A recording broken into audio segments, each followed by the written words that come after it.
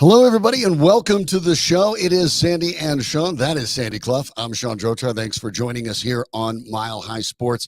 The Denver Broncos, Sandy, in OTAs. Of course, we're in the sequence in which every week it feels like there's OTAs. It's not mandatory minicamp, which is obviously where the rubber hits the road, but it is valuable. And for the Denver Broncos, as they continue to go through roster turnover that we discussed yesterday, in what appears to be a rebuilding year, not only from the outside, which I think it's obvious that it's a rebuilding year. We talked about yesterday that Pro Football Focus had the Broncos with the worst overall roster in the league. We understand that they have a rookie quarterback. There are a lot of situations that are very different for the Broncos that are not ideal or conducive to making the playoffs. The bright side is it seems, based on what Sean Payton has been doing, that he understands it's a rebuilding year, even if he doesn't necessarily call it that. How does that sort of change the way that you look at this particular OTA series? I don't know that we have established expectations for 2024. There are some people who believe the Broncos will regress, at least in a one-lost sense in 2024. There are some who believe that they can make a run at the playoffs. I don't know that the Broncos have earned the benefit of the doubt over the last 8 years to the extent required to forecast with any degree of confidence that they will qualify for the playoffs or even come close to contending for the playoffs. I'm not sure what they have, and I don't think they are entirely sure of what they have. One thing that I think we have learned, if there is much of anything substantive to be learned from these OTAs, is that nothing happened to dissuade either one of us from believing that Bo Nix will be the unquestioned starting quarterback, barring injury, in week 1 in September when the Broncos begin their 2024 season. Bo Nix has been taking the first team reps. Obviously, reps get split, and that's something that we'll discuss and monitor as things go along. But following today's OTAs, they wrapped up. Sean Payton had an opportunity to address the media, talked a little bit about Bo Nix and his quarterback room. It's hard for me to refresh, it's hard for me to only catch you up like on a Netflix series. You guys watch one and then you miss 3, and then you watch one and I'm trying to catch you up. But all 3 of them are doing well. Specifically to Bo, he's doing really well. He's picking it up. There's a lot that's going in. He's throwing the ball extremely well. Good sign, obviously. Not that you expected Payton to say anything different. But again, when you talk about all 3 are doing really well, and he just mentions one by name. And gives a very detailed assessment of what he has seen. There is nothing that has happened over the last few weeks to suggest that Nix won't be ready to handle game action as a starter, that he won't be ready to sift through the playbook, which apparently he already did before the draft. I guess he knew it before the draft. That always cracks me up too, right? The idea that these playbooks are somehow sacred tomes that you could never let out because they're basically, military grade secrets, right? But apparently you can also give it to a guy. There's probably not 10% of differentiation between the best team's playbook and the worst team's playbook. It's not. And at the same time, the idea of that it's, such an important thing to have safe and secure, but you'll hand it all over to a guy that you may or may not draft and have him memorize it. So, you got to take all that stuff with a grain of salt. Except they knew they were drafting. They did all the way along. They were sure. But my point on the general uncertainty, I think they legitimately don't know what to make of the running back group at this point.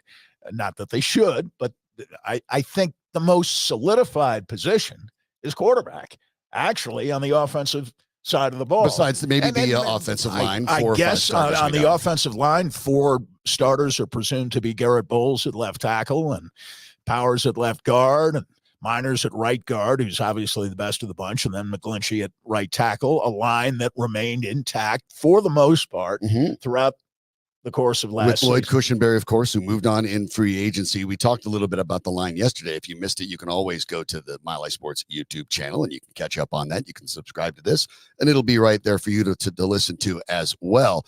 But We'll get to the running backs in a minute because there have been some challenges there that we discovered today. But you look sometimes on defense as well. One of the losses that I think some Broncos fans worried about, you and I were not so much, Josie Jewell. Jewell at the moment looked as if Cody Barton is going to be the man to replace him. Not surprising. As soon as they signed Cody Barton, that appeared to be a guy who is a good fit for them when it comes to that inside linebacker role, or however you define it nowadays. Obviously, they like to mix it around. But the Broncos, by and large, don't play with four. And Alex Singleton is going to be on the field for the majority of the time. And most of the time, they'll be playing in nickel. So that isn't as big a deal, I think, as Broncos think. They see the big tackle numbers, but that's almost a system thing now. Not that I'm taking anything away from Alex Singleton, who has really become a self-made player and very efficient and effective at what he does. But that loss, the Jewell loss and the Barton acquisition, to my mind, isn't going to move the needle one way or the other for the Broncos. In fact, I think they might get a little bit better. I don't think there is as much competition, actually, on the defensive side of the ball. You look at a lot of the starting position starting opposite, of course, Patrick Surtain. Well, it's Levi Wallace, unless we hear differently, right? Well, and Wallace may not be the best fit long term, but he's the veteran guy. You'd presume he'd got the inside track. I'm not sure it will be Levi Wallace. I am fairly certain it won't be Damari Mathis. We discussed Mathis earlier this week. I'm not sure Mathis makes the team. I think we pretty much know who the starting linemen are going to be. The linebacker group you just referenced, I think we have. Again, injuries could change this, but right. A pretty good idea of who will be starting.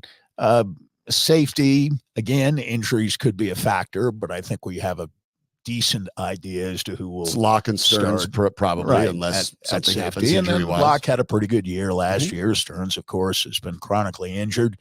He is kind of the defensive version of Greg Dulcich for the Broncos. Yeah, he seems that's a good comparison. And that's why there is, as Peyton says, heavy competition, but more on the offensive side. Tight end or tight ends. I have no idea who the starter or starters. I mean, at the moment, you'd presume wide Troutman receiver, if he's healthy because he can do it. Wide receiver is interesting because obviously we know about Cortland Sutton's situation. Well, yeah, but we don't know about his situation. Well, we know he's not here. And we talked about it, some of that yesterday, too. They brought in two rookies. Troy Franklin, of course, was Bo Nix's leading receiver in Oregon. But Peyton had an opportunity to talk about his guy. We talk about Peyton's guys, right? Well, anyone drafted this year and anyone drafted last year. How about the guy that was Sean Payton's first pick as a Denver Bronco? Marvin Mims Jr., one of the Broncos' all Pro Bowlers and all pro as a return man, something that may be more even necessary this year, given the rule changes. Peyton had a chance to talk about his now second-year receiver as well. I think one of the challenges, I've said this, and I'll say it again, we were as much responsible for, I don't want to say holding him back, but man, you're trying to get snaps with Jerry, you're trying to get snaps with Cortland, and so I think we'll see a lot of growth from year one to year two. He's tough. He made a real good play today.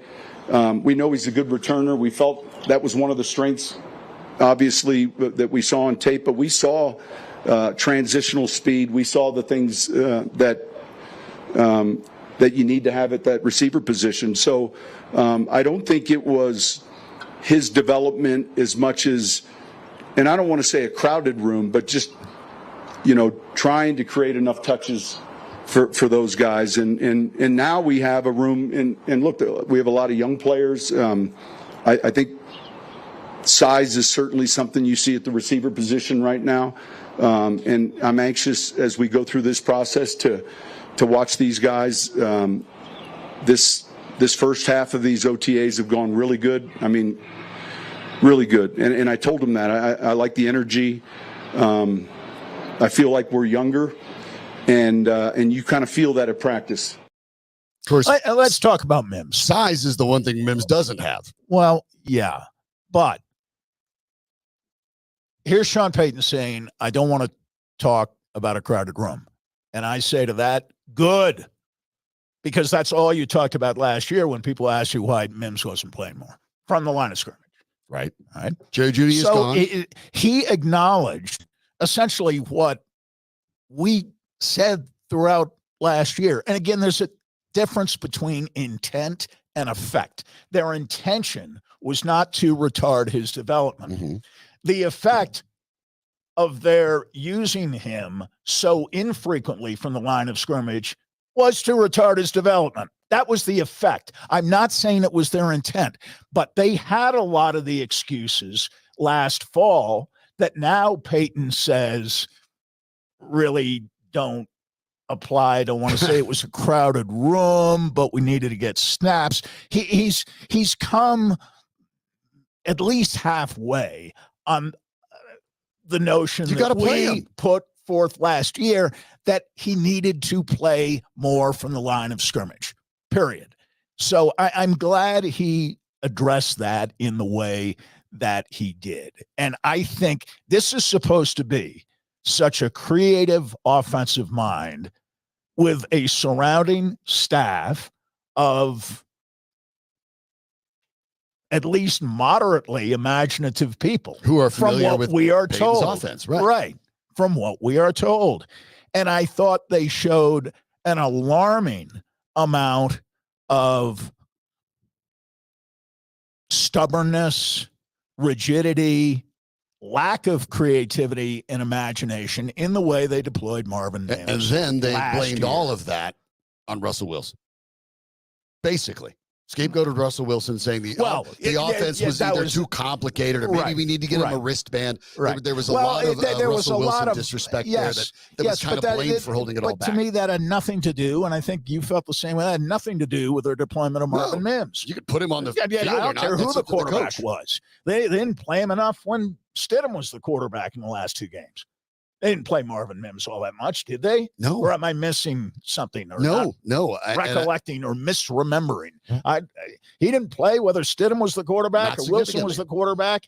Not as a wide receiver. And now you may really need him if the Courtland Sutton situation gets more complicated. And as we discussed yesterday, the possibility and maybe even probability is Courtland Sutton is looking for another team by the time the year starts because the Broncos are rebuilding and maybe they don't need Courtland Sutton, quite frankly. And that may be an outcome as well. But you're going to need Marvin Mims. And so he's got to be a big part of this. But again, like Bo Nix, we just heard from Sean Payton, he talks about, it's a room of a bunch of guys and they're all doing well. And then singles out one for praise. Of course. It doesn't take a lot of reading between the lines there to understand the value of either Bo Nix or Marvin. And listen, the Bronco position on Courtland Sutton, just to quickly review here before we move on to another subject.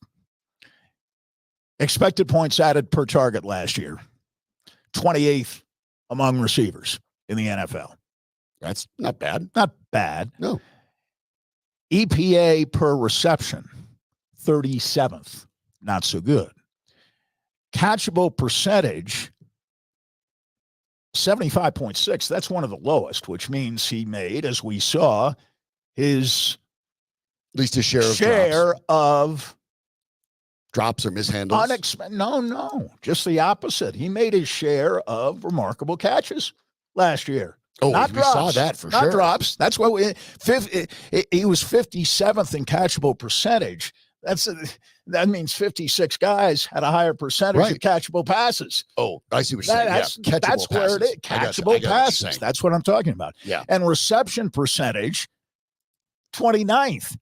Compare that to 57th in catchable percentage. So he overperformed. Reception percentage, 65.6, more reliable, which is 29th. But my point is that in none of those four metrics is he a top 25 receiver in the NFL. We'll have to talk about this more as it goes along. The Broncos do not expect him at any of the OTAs. They're looking at mandatory minicamp next month. A little bit of bad news, by the way, too, for the Broncos. Rookie Audric Estime, their 5th-round selection out of Notre Dame, had to have a arthroscopic surgery, considered a minor knee scope. However minor that turns out to be, he is expected to be ready for training camp and will work drills for the rest of the process. We'll talk more about some of those running backs as well tomorrow. But we have very good news for the fans of the Denver Broncos when they were some of the best of the best. The Orange Crush gets another added, and one of the most underrated Broncos in history will also go into the Ring of Fame. We'll talk about that in just a moment. We know some of you are subscribed to the Sandy and Shawn podcast. We're very grateful for that. Thanks for listening to our show on demand whenever it fits your schedule. But you have to know by now that we have many, many other podcasts on this outlet. Ryan Blackburn keeps you up to date on what's happening with the Nuggets. That's the Pickaxe and Roll podcast. RF Dean is always on the ice with the Avs, so check out his podcast, Hockey Mountain High. Mile High baseball fans, perhaps a little more encouraged. The Rockies have been playing during the month of May, 500 baseball. Can get the latest on the Rockies with Drew Kreisman and the 20th and Blake podcast.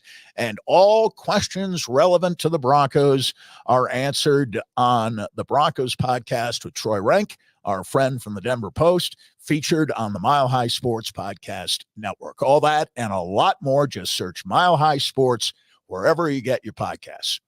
Well, the Broncos Ring of Fame has not been added to in a little bit, 35 players. It will now be 37 players as two very worthy Denver Broncos now elected to it. Steve Foley and Riley Odoms will be elected to the Broncos Ring of Fame and inducted this year. The first Ring of Famers since 2021, the first of the new ownership era with the Penner Walton ownership group.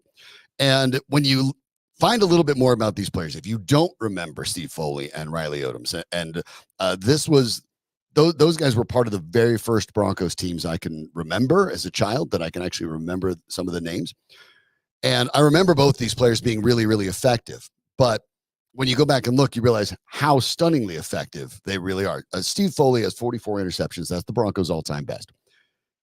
You think about Champ Bailey there if you're a more recent Broncos fan. Champ Bailey finished with 34 with the Broncos. Well, you're thinking Foley played longer than Bailey. He did. But he had 10 more interceptions than Bailey in only 15 more games played for the Denver Broncos. Foley, maybe the greatest ball hawk in the history of the Denver Broncos. Well, a lot of that came from his background at Tulane. He was a quarterback.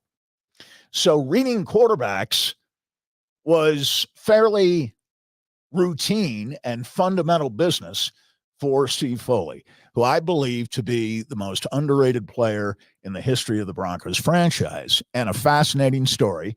Remember in 1975, when he was drafted on the 8th round by the Broncos, he went instead to play his rookie season in the World Football League. 1975, World Football League folds. Steve Foley joins the Broncos in 1976. And in his second year with the Broncos, they go to the Super Bowl. They go to the playoffs for the first time. They win playoff games for the first time against the two best teams in the AFC, I think, throughout the decade of the 1970s. Miami had its nice run, 72, 73, 74. Actually, those were Super Bowl years following the 71, 72, and 73 seasons. But Oakland and Pittsburgh were the two best teams in the AFC. The Broncos knocked them off, Pittsburgh first, and then Oakland in the AFC Championship game went to the Super Bowl, where, contrary to popular belief, the Orange Crush defense was outstanding. Yeah, the Broncos set a new record for interceptions in the Super Bowl at that time. Foley, by the way, on that Orange Crush defense, he'll be the 6th member inducted. But that year in 77, he played cornerback. Bernard Jackson was the starting safety. Yes. And then Foley moved to safety later in his career. So obviously a guy that has a lot of versatility to his game, going from quarterback to cornerback during that to period, safety. Billy Thompson, who started as a corner and later became a safety, was in back of that defense as a starting safety. He started his career as a corner and as a return man. Billy Thompson, another fantastic player who I always think should have gotten Hall of Fame consideration and never did. But Foley and Billy Thompson, along with Louis Wright, there was some turnover at the other safety spot, but those are the three stars of the Bronco defense in the secondary. And for Steve Foley, just a magnificent career. And to show you what he's all about, when he was contacted earlier about being elected, and soon to be inducted into the Ring of Fame, his reaction was when he heard the voice of Greg Penner on the other end of the line. He must be calling about Randy Gradishar going to the Hall of Fame and what trip is going to be like, and what I'm supposed to be doing and all that. The last thing he expected was a call commending him on finally, long overdue, making the Broncos Ring of Fame. And, we've talked for years, some would say whined, about the lack of Bronco representation in the Hall of Fame in Canton. The Bronco Orange Course defense was also represented now 6 starting 11. Inadequately in the Ring of Fame. Now, at least one guy should have been there long ago gets in. Steve Foley had an opportunity to talk about his election induction to the Broncos Ring of Fame. He had kind of a lengthy discussion about the thoughts with Riley Odoms and the Broncos team today. And then, of course, some regret that Joe Collier, who passed away recently, didn't get a chance to see it. We'll give you an opportunity to hear from the Broncos' newest Ring of Famer. Hey, I love it. It's a sweet time for us as teammates, and there's a lot of other teammates that could be in here, could be standing up here, and I just love the people that I played with. And I told the team today, I said, when you play for the love of the game, you don't play for honors. You never think about this moment like that. But when you play for the love of the game and the love of your teammates, some amazing things happen. And if you're persevering enough, you will catch that lightning in a bottle that happens from that. And so I'm thrilled about my former teammates and that I get to be in with some of them. And it's a big 77 celebration. Riley, we called him the judge for a reason. He was judge and jury when he caught a pass. He would punish a defensive back. We gave him that nickname. And he was a vicious tight end as well as a great blocker and pass receiver. So I'm honored to go in with the judge and the other teammate. I just wish I could give Joe Collier a call. I called him before this last Super Bowl, and I would call him often. And all the players that we played with, they loved Joe Collier, and he was an incredible coach and man, and got the most out of us. And he's just a special man. And I just wish that I could have, after the 9 o'clock call with Greg, gotten off the phone and said, Joe, another one of yours is in. And so I want to thank him and the rest of the coaches, but mainly Joe Collier for taking chances on a lot of guys and putting them at new positions. Yes, as mentioned, Steve Foley was a cornerback second. He was a quarterback first, collegiately. Only Joe Collier would have had the imagination to play him at corner and then move him to safety. All that happened during Steve Foley's career with Joe Collier as defensive coordinator, assistant head coach, 1976 through 1986. And my lingering memory of Steve Foley as a player told me all I needed to know about Steve Foley. Pound for pound, as tough as any football player in the history of the game, was when he took on Earl Campbell one day. Nobody wanted to do that. Stadium. He took him on. I don't know that he was successful, but he did take him on, and he lived to tell it. A lot of guys would call that's the business decision. Yes. Maybe. I'm not going to get in front of Earl Steve Campbell Foley never made in his life a business decision on the football field. Foley, by the way, 70 years old. You saw him there. That all 6'2" wiry build still looks like. Hasn't aged a bit. No, it looks great. It looks fantastic. The other addition, of course, Riley Odoms, maybe the most, again, with Foley, it feels like this is they're fixing some wrongs here. Well, they're maybe fixing the some most wrongs. Underrated player in the history of the Denver Broncos. When you think about Riley Odoms, the 5th pick in the draft overall in 1972. Obviously, because when you think tight end in Denver Broncos, you think Shannon Sharpe, and you should. There's no reason you wouldn't. Sharpe leads in receiving yards and touchdowns for tight ends in Broncos history, but Odoms is behind him in both cases. And despite the team that has had John Elway and has had Peyton Manning as quarterbacks, Riley Odoms is still 7th on the Broncos receiving yard list in his career in both yards and touchdowns. That's wide receivers and tight ends combined for the Broncos. Sharpe and Odoms, tight ends 2 and 7. So, I mean, you're talking about guys with a remarkable history, and Odoms, I think, sneaks under the radar of a lot of people. Well, Riley Odoms, next to Shannon Sharpe, was the second best tight end in Bronco history. Made the Pro Bowl on 4 occasions, and All-Pro twice, 75, 78, first team All-Pro twice, second team All-Pro once. from 1974 through 1977, there was not a better tight end in the NFL than Riley Odoms. That's a 4-year period. And during that period, he was first team or second team All-Pro 3 times in those 4 years. And his 76 season was not bad. His 78 season was statistically his most prolific.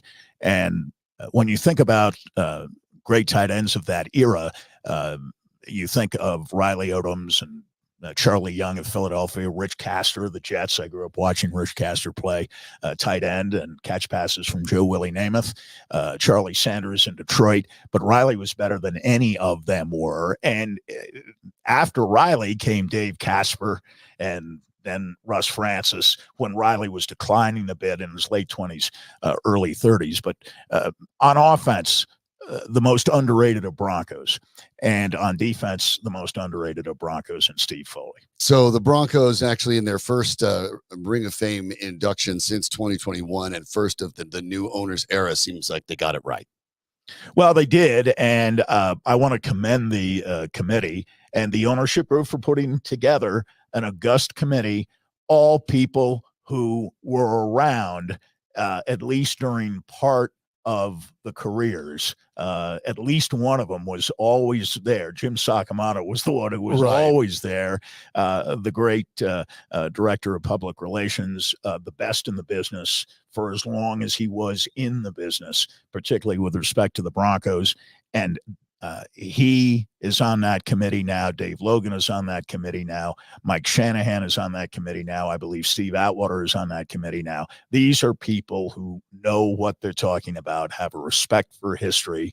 Mike Shanahan was here an assistant the year after Riley retired, but saw the last 3 years of Steve Foley's career and knew all about Steve Foley. Steve Atwater, I'm sure, was indoctrinated by the likes of Dennis Smith when he joined the Broncos on what a wonderful secondary they had when Dennis Smith came into the National Football League as Dan Reeves' first draft pick. And, of course, you have Dave Logan, who played against Steve Foley. Dave Logan, who played against Riley Odoms, not directly, but of course, tight end to wide receiver, and knew Riley Odoms very well. You have all of that here.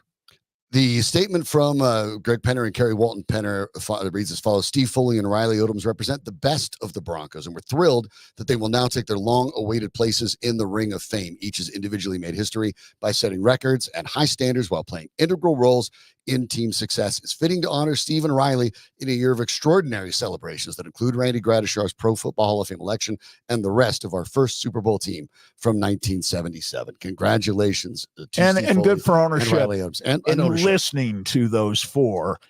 You're bringing people back what from the they 70s otherwise and would early not 80s. have known. Right Now, Condoleezza Rice would have known all about Steve Foley and would know all about Steve Foley she and named Riley Odoms. Barney Chavis at her and Ruben Carter at her initial press conferences as minority owners. So yeah, she would definitely be 2/3 of a wonderful defensive line and Joe Collier's famous 3-4. The situation in local sports, actually, when you're thinking, well, there's not a lot going on. Well, there's more than you think. And some of the high school sports are coming to an end right now. We'll have an opportunity to speak to Colorado Prep's Dan Mohrmann in just a moment. But I want to remind you that obviously as the weather gets nicer, if you're thinking of selling your home, obviously in Colorado, there's not a bad time to do it. But you want to make sure, given that it's the most valuable asset you probably own, that you get the most out of it. So if you've decided to sell your home, I want to send you to talk to Dave and Mark of Key Real Estate Group's Colorado Luxury Home Team. And when I say they're Colorado's luxury home team, doesn't mean you have to be talking about a luxury home. What we're talking about is their service, their customer service for you. Condos to castles, everything in between. Dave and Mark will treat you the exact same way they treat every other client, all of them equally valuable to them. And that's because their business has been around for long enough. You only sustain when you do good work. They've been, for the last 25 years, in the exact same offices. That's stability. They're stable because they're experienced and they're knowledgeable. They know how to ride the highs and the lows. They know how to deal with Colorado's market all the way through all these decades now of challenges, whether it's been in buying or selling. So they're perfect to help you. And you're not working with the big guys. You're working with them. As you know, inventory is still low around the Denver metro area. Homes that are priced right they sell fast. So let Dave and Mark give you a free valuation. Now that spring is here, summer's coming, you know that people every weekend are all around looking for new homes left and right. So make sure that you contact to make sure you get everything they deserve. There's no reason to wait. So reach out today if you're looking to sell your home. Call Dave and Mark at the Key Real Estate Group at 720-900-LIST. That's 720-900-LIST. Or visit them online today at keyrealestategroup.com. Sandy, this is a big weekend in prep sports. 5A, 4A, 3A, 2A. Baseball championships, and an opportunity to talk to our friend Dan Mohrmann, the editor-in-chief of ColoradoPreps.com, the best independent site you can find. In fact, and Dan doesn't even want to talk about this all that much, but I'm going to praise and embarrass him at the same time. Last weekend, all of the events riding around in championships and in baseball and all of that, Colorado Preps was covering it in person. Not even Chassa was doing that. So we're talking to the best in the business, Dan Mohrmann. Dan, thanks for joining us today. I'm only the best because I have good people around me. That's how we like to roll around here. We were the only site that was at all four state championship sites. We had people in Pueblo at 2A. In the Springs, it's 15 minutes from my house, but I decided to make the drive to Greeley to go to 3A. But we had people here. We had people at 5A, and then of course I was in Greeley tracking down Eaton's potentially historic run here. The Reds are on the verge of doing something that not a lot of baseball programs in the state have done. Well, go ahead and explain what that is, because Eaton was the top seed. They will have the opportunity tomorrow. Obviously, there are some the consolation bracket keeps going. They'll face either University, Resurrection Christian, or Coleridge. That's the number 3, 4, and 5 teams, respectively. But Eaton is sitting at number 1, and that's because they've won the last 3 state championships. But 4 means something different. Well, yeah, and then what's funny is I had a chat with their head coach Todd Hernandez before their game against University last week. And as far as they're concerned, they're not defending anything. This is a different team. It's a different goal. So they have a saying, the count is 0. And if you guys looked at my story from last Saturday, the shirts got misprinted. And the guy that they're attributing the quote to is actually in the quotation marks. So I'm the idiot who walks around and says the count is 0, Jocko. Jocko's the guy who said it, but to me, that's just the saying. And I thought it was funny, but they're going after 1. They're not going after 4.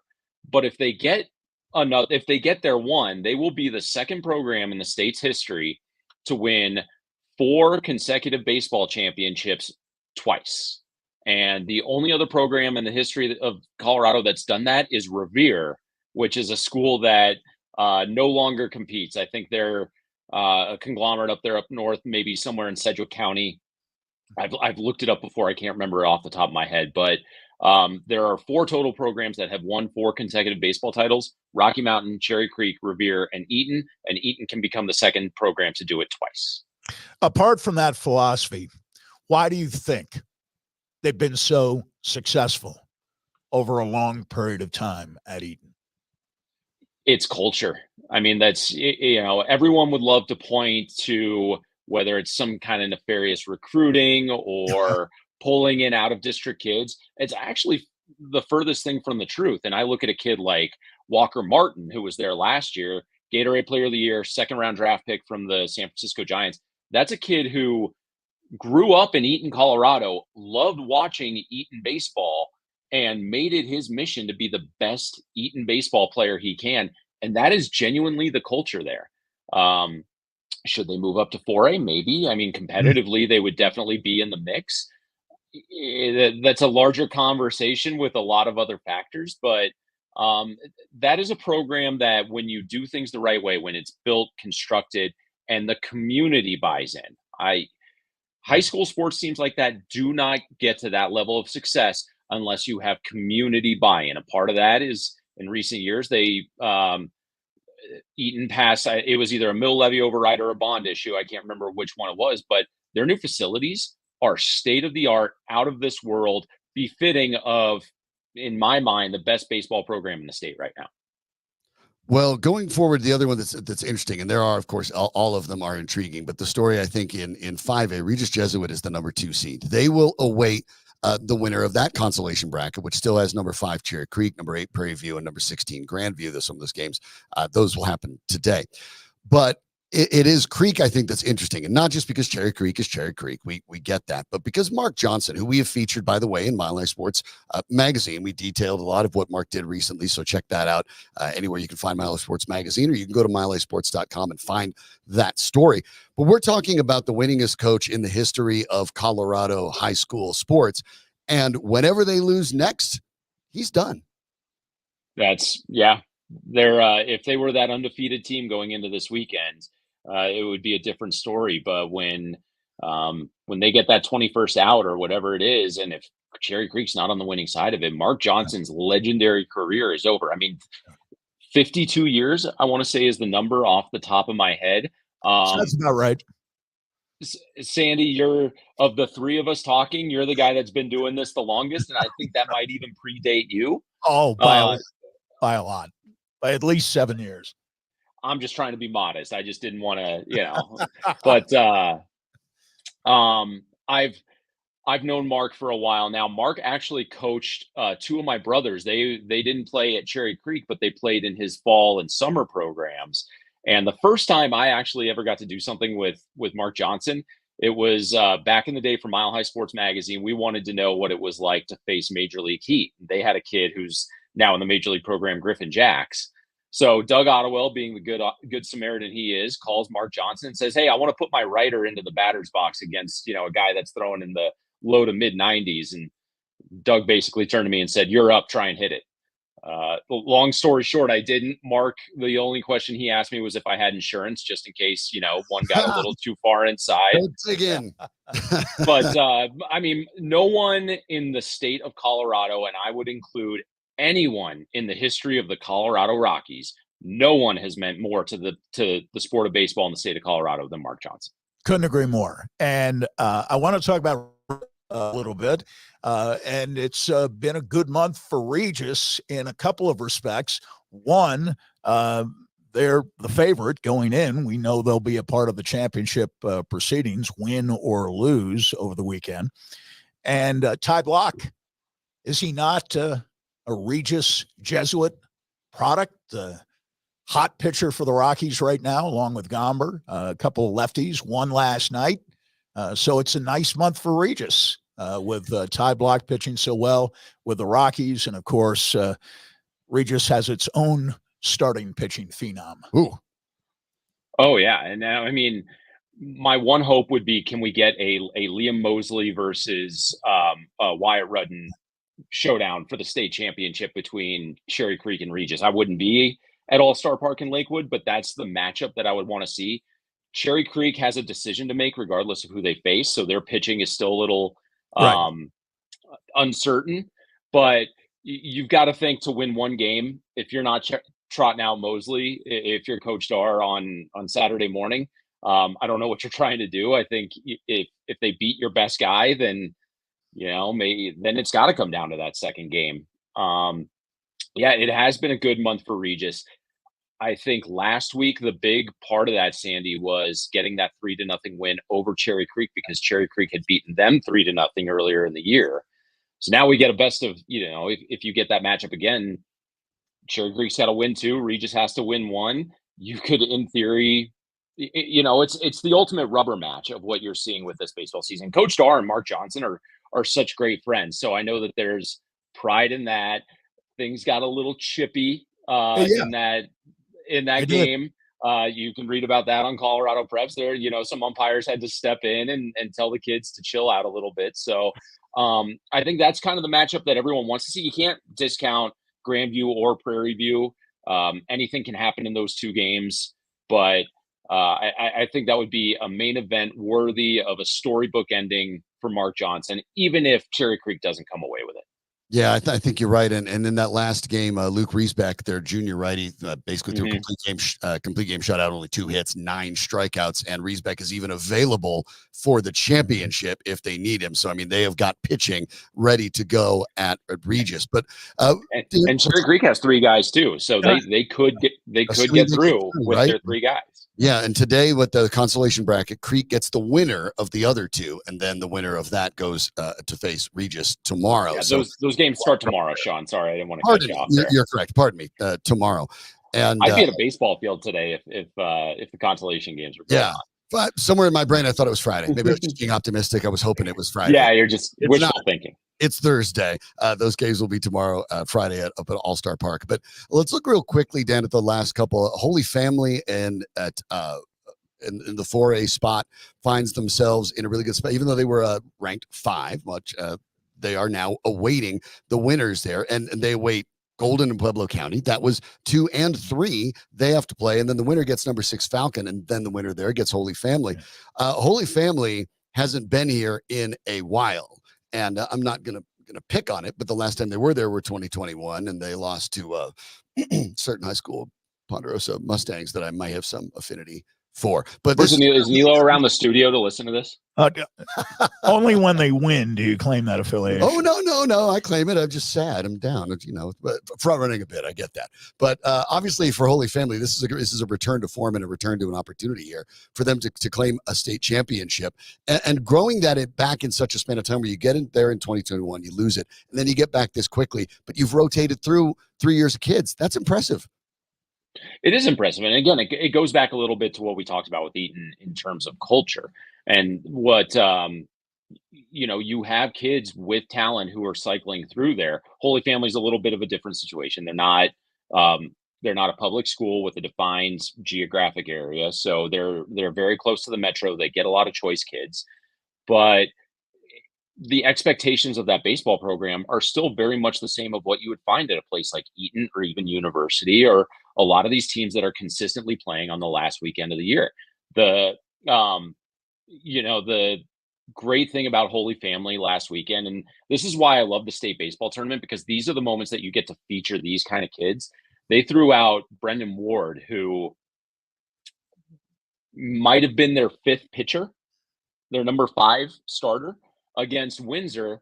And I think the theory was if he beats them with off-speed and junk, then we're in a really good spot.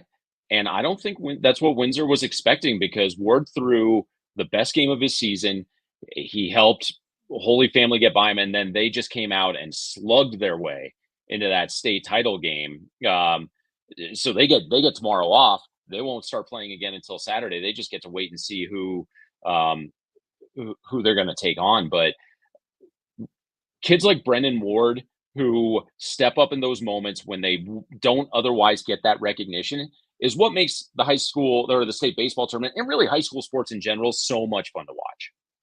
And in 2A at CSU Pueblo, we have Denver Christian mounting its own defense of a title it won a year ago.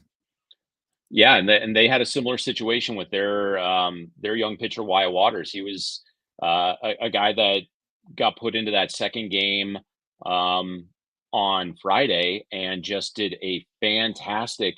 Or that was the Lions. I'm sorry, that was Lions didn't have Waters available against Denver Christian, but no, Denver Christian they rallied late to get by Lions and into that state championship game. They're gonna have a tough task, because lurking somewhere in the wings is Lyman, a team that's only lost once, and that was 2 Lions.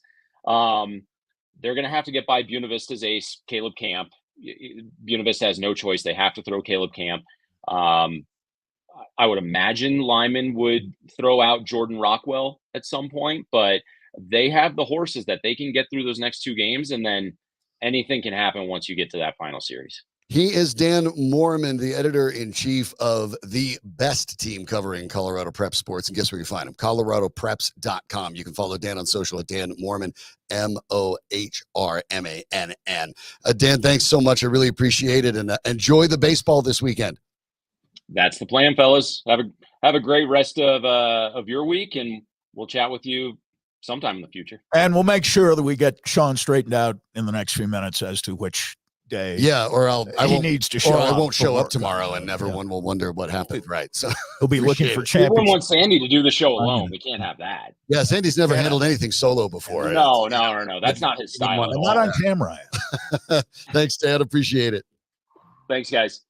The situation with the Colorado Rockies is become very interesting all of a sudden. Again, they are not good, but they have become interesting. We'll talk a little bit about the way they played last night, but also what the Rockies could do to jumpstart their rebuild that they probably won't. But I want to remind you first and foremost that if you've been inundated by all the ads in sports betting over the last 4 years, you've heard them, you've seen them, you probably memorized a handful of them. So I'm going to add one more to it, but this one's going to help you out because we're trying to streamline that for you and make it a lot easier. Mile High Sports has gathered all of the best sign-up bonuses and offers, and we've put them all on one page on our website. The idea was to make it easy for folks who are inundated by all of the different kind of offers, what they mean, what they could be, whether that's something that you could use immediately or a deposit match, all of those sort of things. It can be confusing. So we wanted to streamline it and make it easy. We took all of the books, all of the offers, put them in one place for you. So it's simple to find out what's available. And we keep it updated for you, whether it's bonus bets, second chance bets, deposit matches, everything. It's all in one place. Visit milehighsports.com today or download the free mobile app. You should be doing that anyway. And then you can get so many good things from all of Mile High Sports all in your pocket. But then you click on Colorado Sports Betting and you'll be able to find all of those offers all in one place. It's that easy. It's that simple. Think of that as your bonus from your friends at Mile High Sports. Sandy, the Colorado Rockies coming into this 6-game homestand in which at the time, the two best teams in baseball, two first-place teams, the Philadelphia Phillies and the Cleveland Guardians were coming to course. Both of them had won 9 of 10 by the time the homestand started. The Rockies beat the Guardians last night 7-4. They won both series against the Phillies and the Guardians. You mentioned Ty Blach with Dan Mohrmann. Ty Blach on the mound, and again, being switched over from relief, stretched out to starter, given all the injuries that the Rockies have absorbed. Gomber was pushed back. We'll find out more about him, but we know that Germán Marquez, Antonio Senzatella, they're out long-term. Kyle Freeland is out. Ty Blach's had to step up, and in the last couple of games, he's been doing the job. Ty Blach has won 2 games on this homestand. Friday night against the Phillies, I saw that game. He was magnificent for 6 2/3 innings. And last night he went a little longer, 7 innings, full, giving up just the 6 hits and the 2 earned runs, both in the first inning, and walked those 2 batters and struck out 5 through 94 pitches in 7 innings. He was virtually as efficient on Friday when he pitched against the Phillies. And you're right. Actually, Cleveland came in there on a 9-game winning streak. Right. Philly wasn't quite as hot, but as you say, 9 out of 10 is close. And they had said they had matched a record 100 years ago. There was a time, it's not true now, but there was a time earlier this week when Philadelphia had the best record in baseball and Cleveland had the second best record in baseball. Now the Yankees have wedged themselves between those two, and they're first and third again, but definitely 2 of the best teams in baseball, without question. I mean, in any ranking you might have of 30 Major League Baseball teams right now, if top 5, you'd find Philadelphia number 1 and Cleveland certainly in the top 5. I mean, you can quibble about Baltimore and the Dodgers, I suppose, and the Yankees are terrific, and they're in first place with Baltimore, and they're all playing 600 baseball and much better than that, truth be told. And the Rockies knocked them both off. And the Rockies have now won 4 of their last 6 series. Remember, for the longest time this year, the Rockies trailed in every game. Even in the games they won, they trailed at one point. They set a new Major League record. And they weren't winning any series up until this month. And all of a sudden, they've won 4 of their last 6 series. And one of the series they lost 2 games out of 3 was last week in Oakland against a pretty bad Oakland A's team, although Oakland's playing a little better than people anticipated they would. 13-13 in the month of May may not sound like much, but following April 6-19, they have been twice as good, at least in May, as they were in April. And right now, they've got 2 of the hottest pitchers, if not in Major League Baseball, then at least in the National League, and certainly in their own division, in Ty Blach and Austin Gomber, who thankfully will be pitching again in the month of June, Sunday, I believe, against the Dodgers out in Los Angeles. But yes, we don't discount at all the pitching of Quantrill this month. The Rockies have had 3 effective Yeah. starting pitchers in the month of May. And not a one of them is named Kyle Freeland, who's been on the injured list. How much of that credit goes to Bud Black? And whether you're talking about the patience, the coaching, I mean, these are players in Gomber and Quantrill, in Block. Block's kind of been around, a reliever for the most part. Well, he was brought up to be a relief pitcher. And did but earlier. They had to put him in the rotation. Stretch him out. No choice. Especially when Freeland nobody left was sidelined. Right. So, I mean, the pitching has gotten better. Brendan Rodgers, by the way, really settling into that second spot in the lineup. Rodgers now on an 8-game hitting streak, 2-run homer last night, batting .291 in the month to raise his batting average to .266 after a slow start. Seems to be coming into form. Miscast as a cleanup hitter, which is where the Rockies had him on opening day. But in that second spot, he never actually spent much time as a cleanup hitter, because then he got hurt early in the season, got off to a bad start. They got him out of there but fast. Tovar, Rodgers, McMahon, and Diaz, 1, 2, 3, 4 makes a lot of sense. Well, it does. And what you have now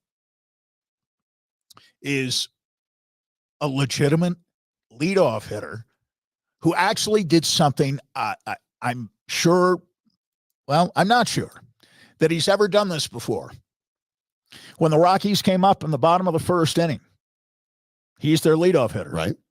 He drew a walk. How about that? He's only drawn 10 this year. That was the 10th.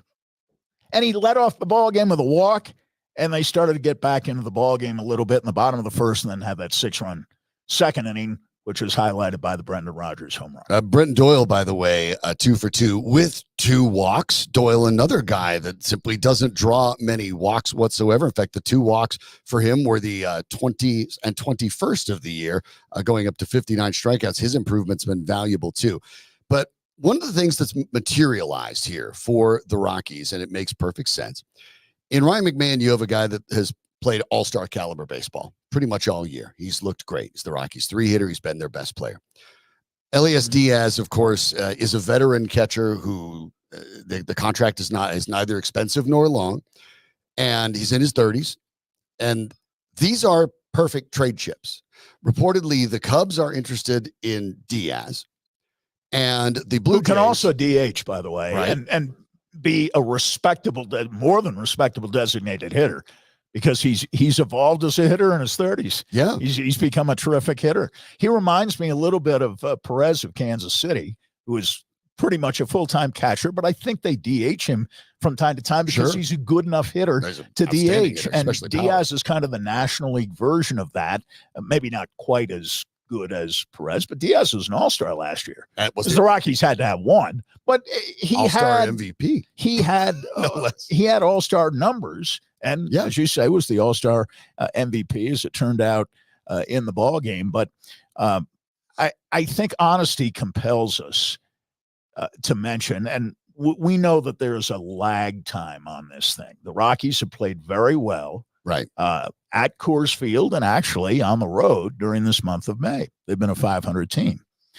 Attendance last night announced there weren't 20,000 people in the ballpark, but they announced 21,374. That continues to be, unfortunately, a story. An interleague game against a first-place team?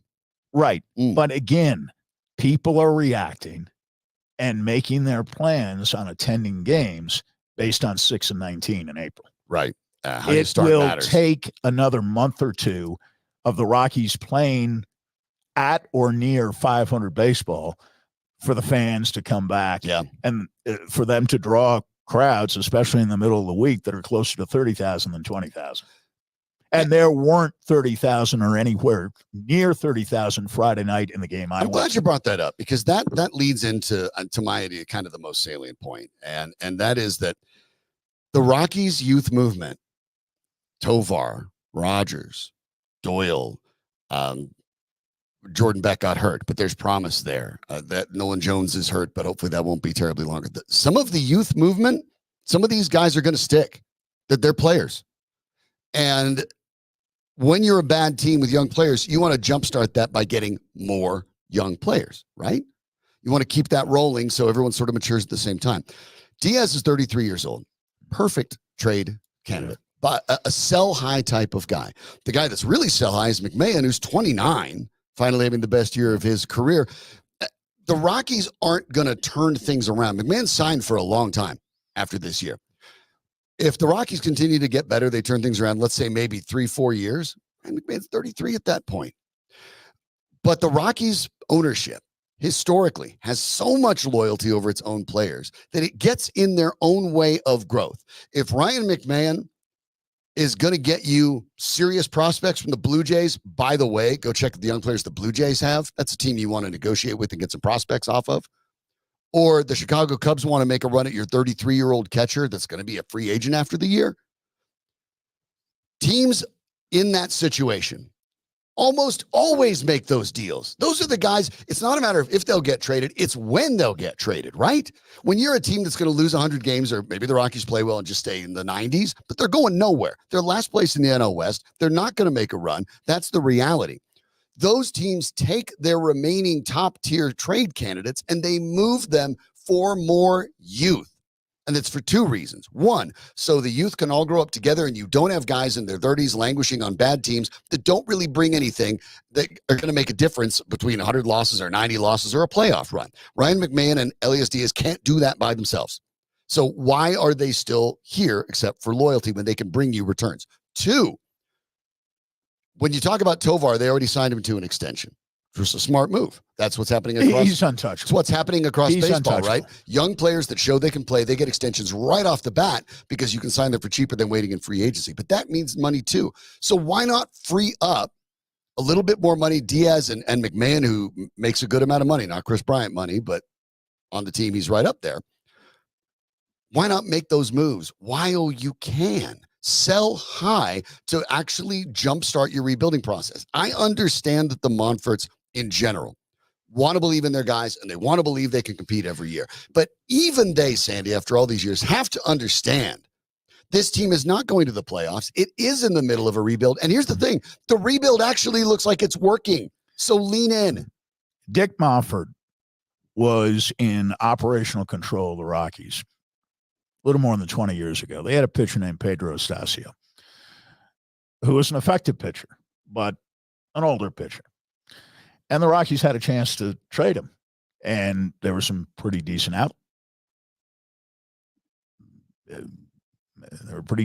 offers out there at the time. And what happened was the Mofforts, and Charlie was maybe a little more involved then than he is now, quite a bit more involved than he is now. And their excuse for not even considering any of those offers was that Pedro Estacio was a fan favorite and the fans would react badly if he were traded. Same thing for Dexter Fowler for years. The Rockies may have had fan favorites at the time, but a pitcher who had some baggage was not one of them. No. And I think that will be the excuse this time, and that's why I mentioned the attendance at the game last night. Right. I think they will use that same thing. 21,374 fans will fall announced. off the map. Well, the fans won't come to the games if we trade Ryan McMahon. He's a quote-unquote fan favorite. Right. Apart from maybe Tovar, who, as I said, is untouchable, and I've often said yes in the past that teams like the Rockies don't have untouchable players. There are always exceptions to that. Tovar is not going anywhere, nor should he be traded. There shouldn't be any consideration of trading Ezequiel Tovar. McMahon's a different story for all the reasons that you just outlined. And yet the excuse will be, we're loyal to our fans. That'll be the argument. Mm-hmm. And our fans love Ryan McMahon. They're okay Ryan with McMahon's watching a nice mediocre guy, baseball as long as Ryan McMahon's on the field, apparently. That's the argument? No, the fans aren't coming out. Right. The Rockies don't have a fan favorite right now. They don't have a single player. Wasn't Chris Bryant supposed to do this? Who big enough name, right? World Series champion, right? Former National League MVP. Mm-hmm. Charlie Blackmon at one time was a fan favorite. Sure. He doesn't play regularly enough to bring fans in. The Rockies don't have a pitcher who, when it's his turn to start at Coors Field, brings fans in. That includes Kyle Freeland, when healthy. Kyle Freeland did some of that 6 years ago when he was going well, and was fourth in the Cy Young voting in the National League. They don't have a fan favorite. That's a lame excuse, but mark my words, if they don't make any moves, and in fairness, they made some moves at the deadline last year. Not huge moves, but they shuffled the roster. They took regular players and did trade them last year. None of them were as good as Ryan McMahon, but Ryan McMahon would bring more in return than any of those other people would. He would bring multiple prospects in return, and the Rockies should make that deal, but they won't because he is a fan favorite. And I would argue that not only would that be a mistake for all the baseball reasons, but it's just a mistake for even fan reasons, who I think they want to see the Rockies aggressively try to get better. They understand they're not a good team. They understand there's a youth movement, but you're right, Sandy. Right now, the Rockies this season averaging 27,070 fans. That is 17th in baseball. Below average. At its home field, and that is never where the Rockies are, even when they're bad. And as you pointed out, there's always a lag time with this when it comes to attendance. It'll take more than a month of good baseball to bring the fans back. More than a month. And that means you need to invest in good baseball over a time period, sustained good baseball. And that means getting better prospects and building the team as a whole. Well, the Colorado Avalanche have already done the majority of that work, obviously. Now, with the salary cap crunch being what it is, the Avs have a little maneuverability. What they need to do is find some bargains, but we'll get to them in a moment. Right now, we're going to talk about the good doctor, Rick Perea, one of the foremost performance psychologists in America. Rick Perea has worked for professional teams and major professional stars. He has worked with collegiate programs such as the University of Alabama during their dynasty years under Nick Saban, and he will work for you as well. You get your checkup from the neck up on Wellness Wednesdays every week on Mile High Sports Radio at 5:30 and here on YouTube as well. You can consume it via podcast at a time of your convenience, along with our many other fine podcasts. Dr. Perea has worked full-time for the 2015 World Champion Denver Broncos. He's worked with the Rockies during some of their better years in 2017 and 2018, and he has also worked with the World Champion Nuggets from 2023. He works and speaks in front of corporations, business leaders, but he also works with adolescents, and maybe that's the most important work he does.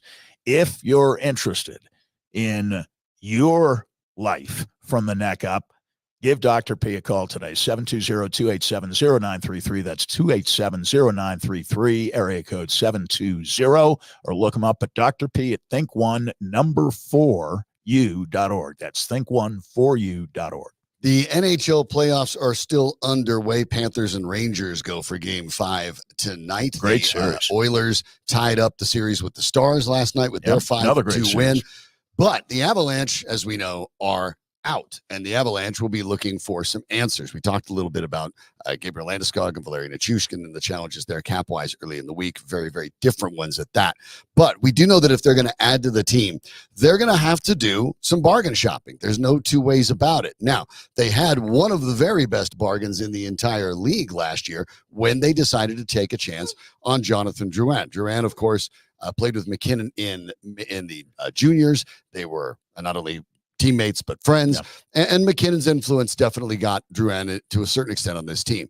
But Drouin, who had success on McKinnon's line, also had success on other lines, and talked about how his mindset changed and getting his confidence back. He finished with 56 points in 79 games. Those 56 points are more than anybody else on the Avalanche not named Nathan McKinnon, Mikko Rantanen, or Cale Makar. Jonathan Drouin was only trailing those three guys in points on the Avs. And remember, he missed some games late in the season with that cut that kept him out of the playoffs in the first round. Anyway, right. He did come back and play part of the second round and played very well.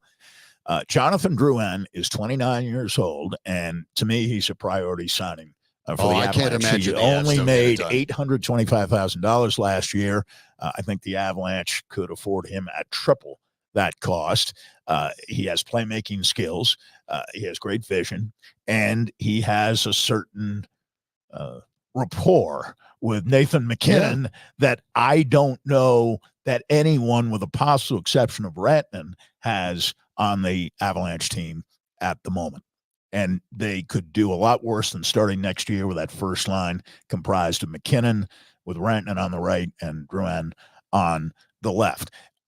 They need to find another Jonathan Drouin under the conditions that exist at the moment. They need to find another guy like that. That's hard to do, except I guess when you're a team that is a cup contender and you have the three aforementioned guys, McKinnon, Rantanen, and Makar, all of a sudden some of those minimum contract guys look at the team differently and it becomes appealing. And maybe, and I say maybe with heavy emphasis, because I do think his current team, with whom he has spent time on two separate occasions during his NHL career, will re-sign him. But the Boston Bruins version of Jonathan Drouin last year was Denton Heinen, who played at DU, I believe on the national championship squad, if I'm not mistaken, back in 2017. Well, there's been a few of them of late. And he's 28 years old. He bounced around a little bit after opening his career with Boston and came back to Boston this year on a prove-it deal. 1 year, $775,000. And he wasn't quite as prolific as was Drouin with the Avalanche, but he did score 16 goals.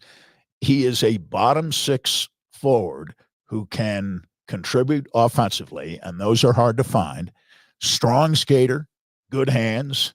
I've watched him play a lot in the past, especially at DU. He's more than willing to engage in puck battles. He is not big. He's 6'2.5", 195. But I think he would be perfect. I'm not sure the Avalanche, once they triple Drouin's salary, will necessarily have room to do something along those lines. Right. That's going to be a bit much. The Bruins probably have plenty of incentive to make sure that Heinen stays with them and doesn't start bouncing around the league again. I will give you another player.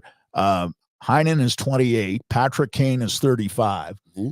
There were some indications. It turned out to be Parise for the Avalanche, the veteran that they were talking to even back, 9-10 months ago, about maybe it had been unretiring and playing part of a season with the Avs.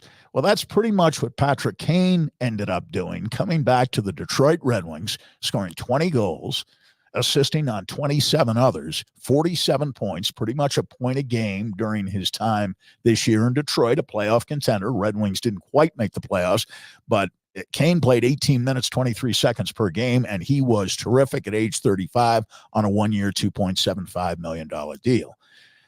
I suspect, again, that Kane wants to continue to play, and Detroit would want to keep him.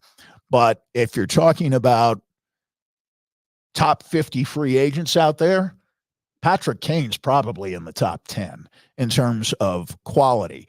Heinen is probably in the top 40, but it's pretty tight. I would say Jonathan Drouin is in the top 30. I would say Yakov Trenin is kind of at the tail end, but in the top 50, right around 45, 46. And Trenin, obviously, one of the Avalanche's targets as well. They want to make sure they retain him. And you have to keep in mind. And he only made 1.7. He's not going anywhere, but the Avs do have to carve out some money for Casey Middlestat, who was a restricted free agent when the Avs acquired him for Bowen Byram. Right. They understood that. They also understood via his agent about what the expectations were going to be in the Avs. I have 100% confidence, full confidence that will get done. Of course. But Middlestat isn't going to make a small amount of money. He's going to make a decent chunk. Let's talk about Sean Walker. He's probably a top 25 free agent. Probably. Okay. He's too expensive for the Avalanche. More than likely. He has just completed a 4-year contract, making $2.65 million per year. And he's a plus as an offensive defenseman. Mm-hmm. As a defensive really defenseman, shown with the Avalanche, I don't believe he's a plus. But as an offensive defenseman, he is. Third tandem, a nice luxury. But I emphasize luxury because somebody is going to offer him. He's unrestricted. Right. Somebody's going to offer him $3.5 to $4 million a year, and the Avalanche can't afford a third defenseman on a third tandem defenseman. Probably not. At those prices. Probably They not. can't. They can They afford perhaps to retain Caleb Jones, who's just about turned 27. He was on a 1-year, $775,000 deal. I think you can get him back for a reasonable deal and then maybe open that spot to the competition between Jones and Sam Malinsky, with the outside possibility of Sean Behrens, of DU being maybe in that mix potentially by the time the training camp rolls around. But the Avalanche do have to find bargains at this point. They don't have a tremendous amount of money under the cap when you're talking about cap space. And we do know that if and when, and we'll say and when for now, if and when Landeskog returns, that's a big chunk that lands on the cap on day one. So unlike the Nichushkin situation, the second that Gabriel Landeskog is ready to go, the Avs are going to activate him and that money's going to hit their cap. So at that point, you can make a move. And who knows, teams get clever and they wait and they wait and they wait. And you certainly hope that's not the case. But sometimes guys do get hurt and you maybe do a little bit of the LTIR shuffle to move some of the cap money around. Teams have done that before. But the Avs have to be able to find guys that can help them get closer to the cup. And they're going to have to find them on the cheap. And I'm with you. I'm intrigued. If I were the Avs, I'd call Patrick Kane again and say, hey, you saw what happened with Zach Parise. You saw how close we were. What do you think? Because they're certainly a lot closer than Detroit. And of course, in his prime, a much better player Certainly. than Nichushkin. In his prime. He is not in his prime anymore. But to score in an abbreviated season, 20 goals. Yeah. And 47 points, roughly a point a game. He's still got something to offer, team that and he appears to be healthy. Barely over 500. Well, yeah, but they were a playoff contender. Though, Yeah. in a very, very tough competitive division. But I mean, nearly a point a game guy in the 50 games. I'm just saying. Parise wasn't that productive. He didn't need to be. I thought he was an overall plus, both in the regular season do need and in more the scoring. playoffs. We know they do. But from middle six or bottom six forwards, they need more scoring. And could I see Kane on a line with Middlestat and Lehkonen at the start of the season? Yes. Sure could. Could I even see Heinen on a line with those two at the beginning of the year? Yeah, I could. If you can score 15 to 20 goals, I think that'll be the range for Middlestat, maybe 30, 35 assists. And Lehkonen, if he stays healthy, is a 55 to 65 point per year guy. Don't forget about for the Avs, at least because he has still been on the rise and he is young enough to still be on the rise.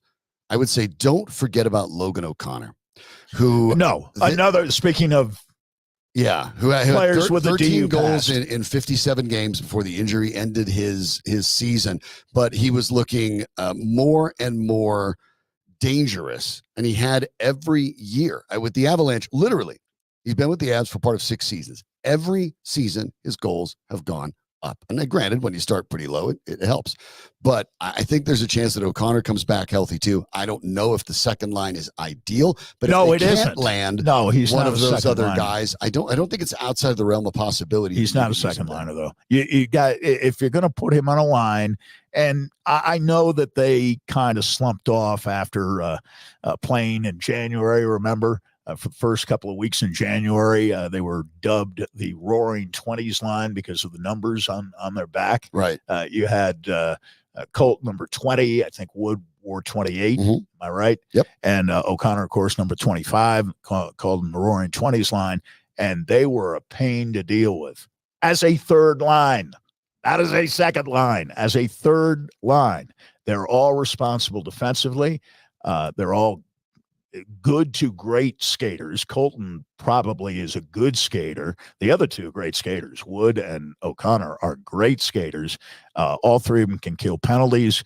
That's an ideal third line for the Avalanche. The Avalanche will have to go bargain shopping, as we discussed. There's no other choice, but they were able to do it last year with Drouin, and maybe they'll be able to catch lightning in a bottle again. It would certainly help them maybe get a little bit further in their chase for the Stanley Cup. I want to remind you that the 4th annual Colorado Whiskey Fest is coming to the Douglas County Fairgrounds this Saturday, not this Saturday, pardon me, a Saturday, July 13th. It'll get warmer. Me and the days of the week, a little bit off today. I donated some blood today, Sandy, and maybe a little loopy. Yeah, maybe I haven't gotten it all back yet. But obviously the Whiskey Fest, Douglas County Fairgrounds, Saturday, July 13th. Food, wine, beer, and spirits vendors on site, including more than 50 different whiskey vendors. Festival will be from 11 to 5, features live music from the Kevin Austin Band, Mojo Filter. Tickets are available online. And if you use the promo code MHS, you'll save $15, not 15%, like $15. It's the Colorado Whiskey Fest, presented by the Whiskey Cartel. If you're 21 and up, get your tickets today at whiskeyfestcolorado.com. If you're not, don't bother. It's not for you. And remember to use promo code MHS to save $15 on your tickets. So save that on your calendar. The 4th annual Colorado Whiskey Fest, Douglas County Fairgrounds, on Saturday, July 13th.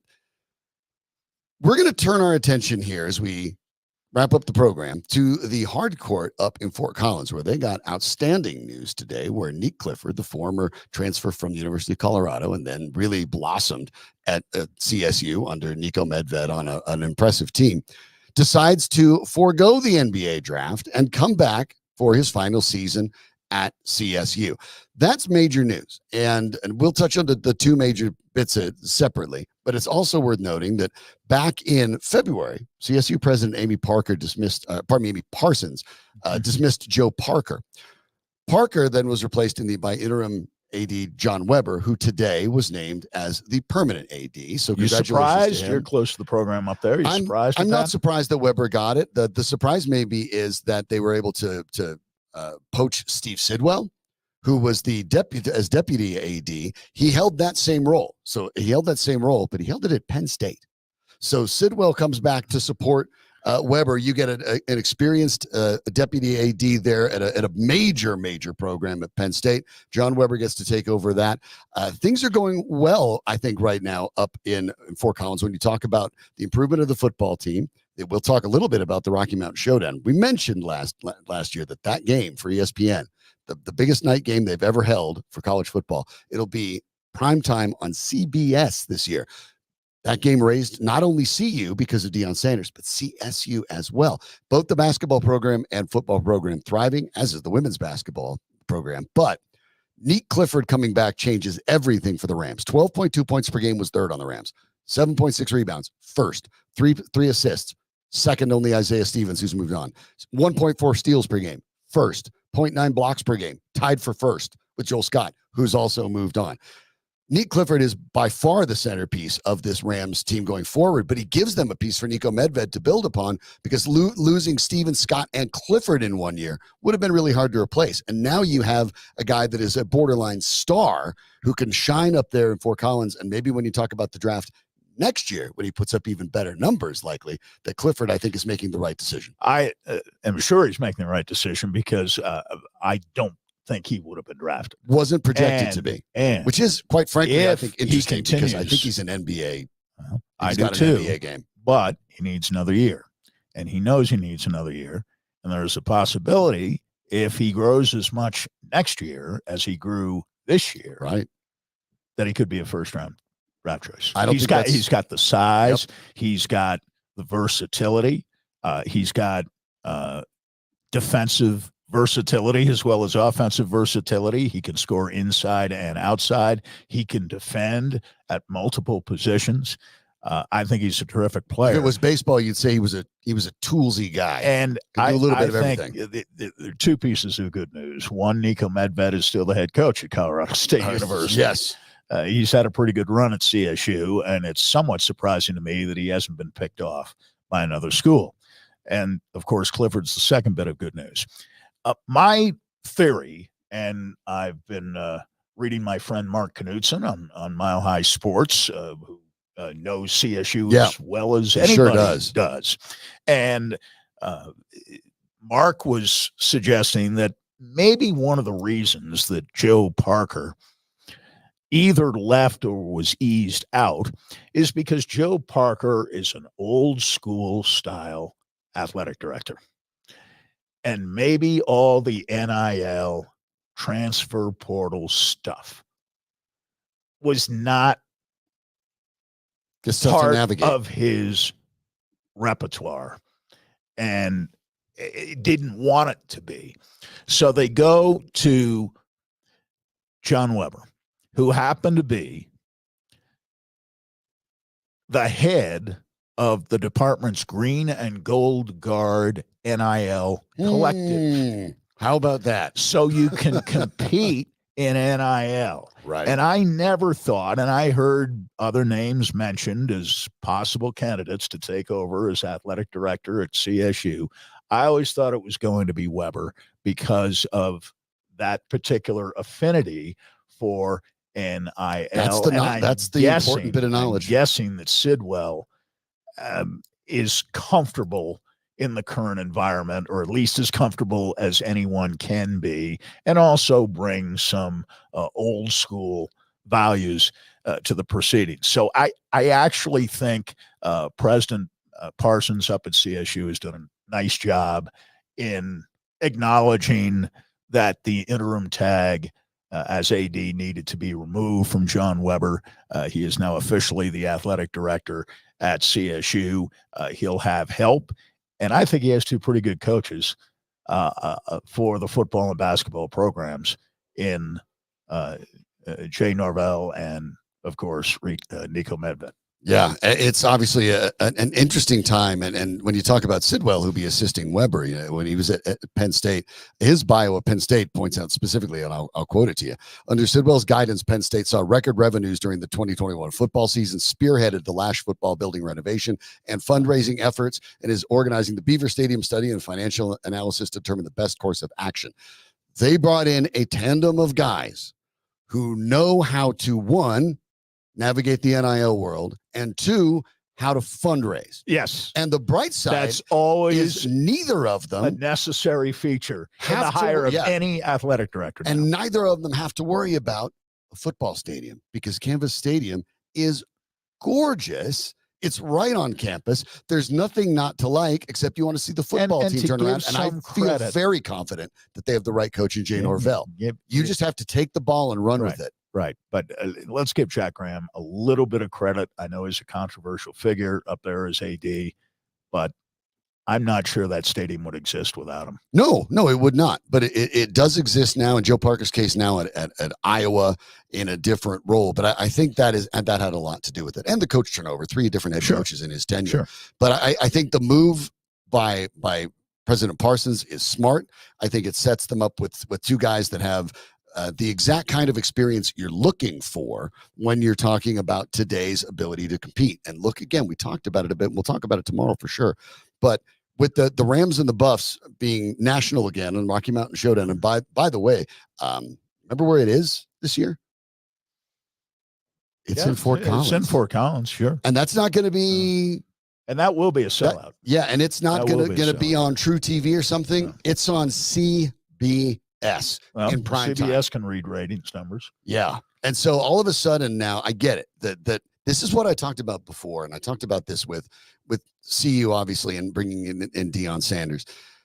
Let's take the football out of it for a minute, which sounds a little strange, but let's take the football out of it. Let's just look at the universities. There is no question that the Deion Sanders hire is the best money that university has ever spent athletically. Not only the athletic revenue is up, the attention is up. They jump-started probably 10 years of attention that it would have taken to grow, and we'll see whether the wins and losses come along. The enrollment is up in-state and out-of-state. The retention for students is up, all-time high, as a matter of fact. So the university itself is making more money. The attention is all there. And then that brings in a larger alumni base, NIL money. That's how you build it. CSU is doing its own thing. But think about when both of these programs were top 25 programs. And that did happen for a stretch of about 6 to 7 years. Part of it is they rise together. Even people in early season football games, what they'd like to see, rivalries. People who don't know anything about the Buffs and the Rams, pre-Deion Sanders in the showdown, still watched that game. It's an in-state rivalry. Fans like that. The fact that it was a brilliant game last year added to the flavor of it and added to the spice of it. But CSU is in a tremendous position to capitalize right now. And are they going to go toe-to-toe with Penn State or even Colorado? Probably not. But they find themselves in a position where they can really take advantage of it. And I think the move of promoting Weber, adding Sidwell, I think puts them in a perfect position to make themselves some waves and make some noise, especially because I think, Sandy, quite frankly, it is the Rams, as we stand today, who have a better chance to finish their season in a bowl game than the Buffaloes. I'd agree with that. I think CSU has some things to prove. I thought CSU last year, as it turned out, was a lot closer to getting to a bowl than CU was, but they didn't get there, and they should have gotten there, frankly. They lost some games they shouldn't have won. I know they won at least one game that they had no business winning on the flip side. Right. But even many of the CU people acknowledged that when they played last year, CSU was the better team for almost the entire game and probably deserved to win. Probably deserved to win last year. This year, I think there's a little more pressure on CSU to win than there was last year. Yes. And there is always pressure on CU to win. Well, now it will Now be immense. that they've spoken so much, although they do walk back a lot of it, the initial expressions suggest that they think they have a top 25 team this year, perhaps a playoff contending team. Again, they've backed off that considerably. That's probably now, smart. well, hopefully we can make a bowl game. And I think that should have been realistic. the goal all along. And when Deion Sanders was first hired, that's exactly what we said. Bowl game in year 2. That should be the objective. But back to the when Rams you start for a minute. 3-0, you need to be in a bowl game. I understand. But back to the Rams for a second, because there's even a longer play here, and the fundraising takes part in it. And their new stadium, which is gorgeous, that's going to be on CBS, takes part in it. There are ideas, because of the Power 5 conferences and the way they're structuring the money goes together, that perhaps parts of the Mountain West and the remaining 2 teams that used to be in the Pac-12 might merge and become the new Pac-12. The Pac-12 might eat most of the Mountain West, and you still have a Power 5 again. Or these super conferences continue to expand. If you're Colorado State, you need to be one of the teams on the invite list. And the facilities are there. The reputation is there. The fundraising hasn't been there. The NIL money hasn't been there. This is not only a short-term play for the Rams that's smart, but it's a long-term one that might have them ending up in a bigger, better conference than the Mountain West down the road. And that's why it's so important. I agree. And they showed last year during the CU game they can play with the big boys. And CU was playing undefeated football. Jay Norvell's teams time. do not play scared. And they weren't scared until Norvell in the overtime got a little scared and should have gone for 2 and the win instead of kicking the extra point and keeping the game tied. Their chance to win the game was in the first exchange during the overtime. But you live and learn, period. and Colorado better come ready for it next year when this fall when it happens up in Fort Collins. But you're right. They were not scared of CU. No, they were overall. not. And CU, by the way, was 3-0 walking into that game. And even, 2-0 anyway. Or 2-0. And getting some looks for being ranked even that early. So, yeah. Oh, yeah. Good stuff happening up in Fort Collins. Congratulations to them. That's good news all around, I think. Obviously, we talked to Dan Mohrmann today of ColoradoPreps.com. Give them a look as the baseball playoffs get going tomorrow. The rest of the consolation brackets and the finals will be on Saturday. ColoradoPreps.com is the place you want to go for all of that. Dan Mohrmann, follow him on social as well. Thanks to Danny Bailey. He's the man that makes everything work. As you can see all the buttons we have. It's just this. That's all we have. All it does is make us louder or not. Just in the headphones. All of it otherwise is Danny. So thanks to Danny Bailey. We could not do it without him. The Denver Broncos wrap up OTAs. We'll be at it tomorrow talking about that as well and more, like we do every day on this program, covering all of Colorado sports, live, local, and independent. He's Sandy Clough. I'm Shawn Drotar, and we'll catch you next time right here on Mile High Sports.